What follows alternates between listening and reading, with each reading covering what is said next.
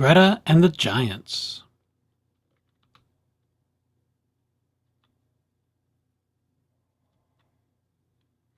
There once was a girl who lived at the heart of a beautiful forest.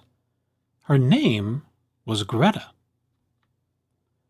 One morning things weren't quite as they should be. Greta stepped out into her yard, and there, huddled together in the shadows of the trees, were all the animals of the forest. A soft, silvery brown wolf stepped forward, with his tail low to the ground. "Please help us," he whispered. "The forest is broken, and we don't know where to go. The giants are ruining our home."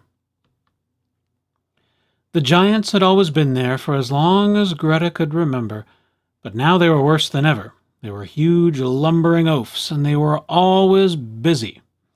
They chopped down trees to build homes.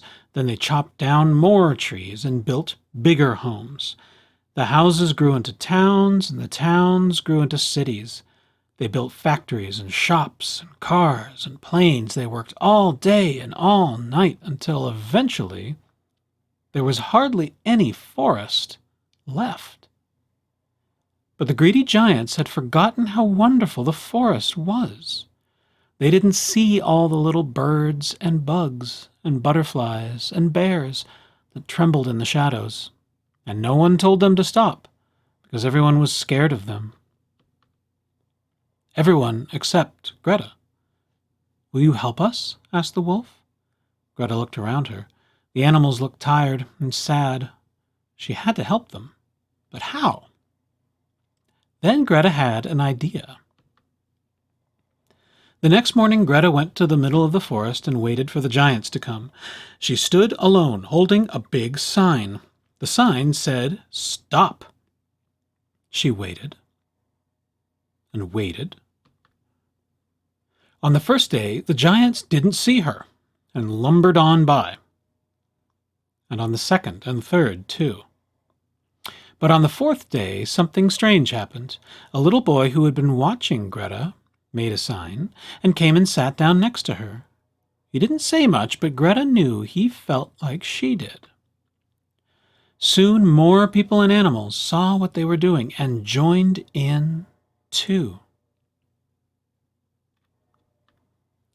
Before long, a huge crowd filled the forest, stretching out to the city and the roads beyond. They stood together and waited. The crowd was so huge that the giants were stopped in their tracks. "Please stop," Greta cried. "Your greedy behavior is spoiling our home. You've broken the trees and trampled the flowers, and now the bees and birds have flown away. These animals are homeless, and our forest is dying." After Greta had spoken, everything was silent. But then everyone in the crowd began to shout, "The smoke from your fires is choking the air. And please stop cutting down the trees. You can help plant some new ones and mend my home. We need to take care of our forest and live together. Will you please try?" they all said. The giants shuffled and fidgeted and stomped their feet on the ground. They were embarrassed and a little bit sad.